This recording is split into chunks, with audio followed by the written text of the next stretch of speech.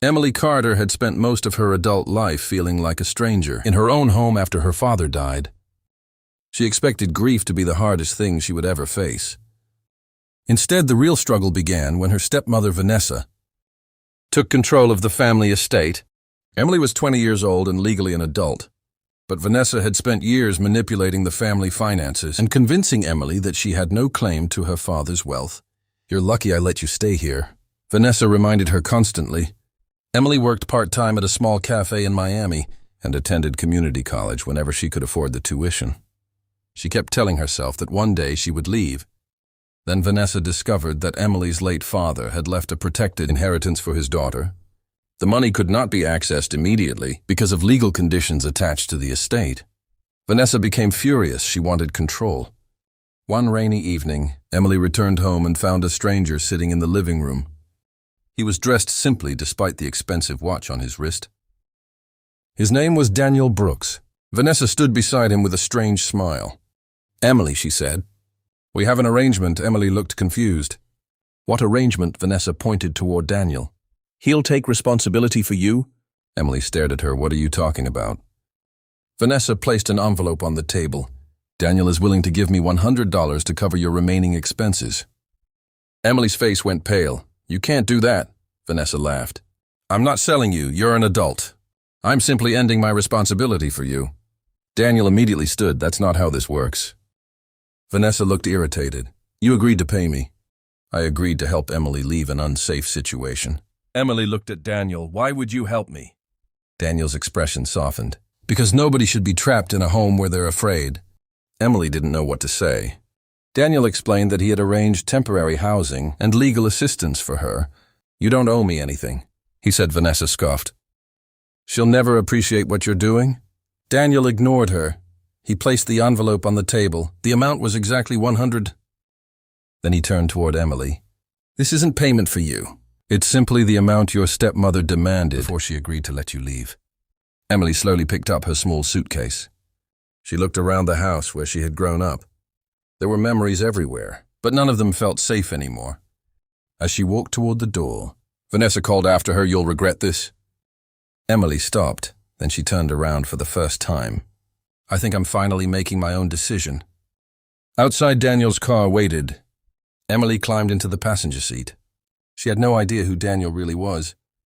She only knew that a complete stranger had offered her something. Vanessa never had a choice. As Daniel drove away, Emily looked through the window at the house disappearing behind them. "Where are we going? To a place where you can breathe?" Emily didn't know it yet, but the quiet, single father beside her was one of America's wealthiest CEOs. And the man Vanessa had underestimated was about to uncover everything she had hidden. Daniel drove Emily to a quiet apartment overlooking Biscayne Bay. It was not a mansion, despite what she expected, from someone who had just paid Vanessa $100 to help her leave. Daniel wanted Emily to feel safe, not overwhelmed his young son. Noah was staying with Daniel's sister that evening, so Emily had the apartment to herself. The next morning, Daniel introduced her to his attorney, Sarah Mitchell. Emily looked nervous. "Why do I need a lawyer?" Daniel placed a folder on the table. "Because your father left you something." Emily opened the folder. Inside were copies of her father's estate documents. Her hands began shaking. "He left me the trust." "Yes, Vanessa told me." There was nothing. Daniel nodded. "That is why we need to investigate." Over the next several days, Sarah uncovered years of suspicious transactions. Vanessa had transferred money from accounts belonging to Emily's father's estate into personal accounts. She had also used Emily's signature on documents without permission. Emily felt betrayed. "I trusted her." Daniel sat across from her. "It's understandable she was family. But why did you get involved?" Daniel was quiet for a moment. "My wife died several years ago." Emily looked at him. "I'm sorry she left me with our son. I know what it feels like to suddenly become responsible for everything." He paused. "I also know what it feels like when someone takes advantage of your vulnerability." Emily finally understood why Daniel had helped her. He wasn't trying to control her life. He was giving her a chance to control it herself. A week later, Daniel's attorney confronted Vanessa with the financial evidence.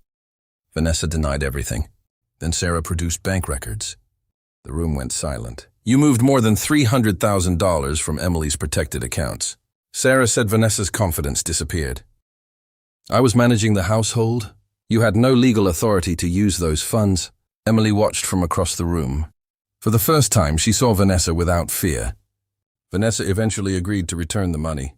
Emily's inheritance was restored, but Daniel never asked for anything. Instead, he helped Emily enroll at a university and offered her an internship at one of his companies. One afternoon, Emily asked him directly, "Why are you doing all this?" Daniel smiled because someone helped me when I needed it. Emily frowned. "Who?" "My father," he paused.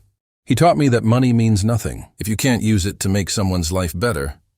Emily eventually learned the truth about Daniel. She discovered that Brooks Global Holdings was one of the largest private companies in the country.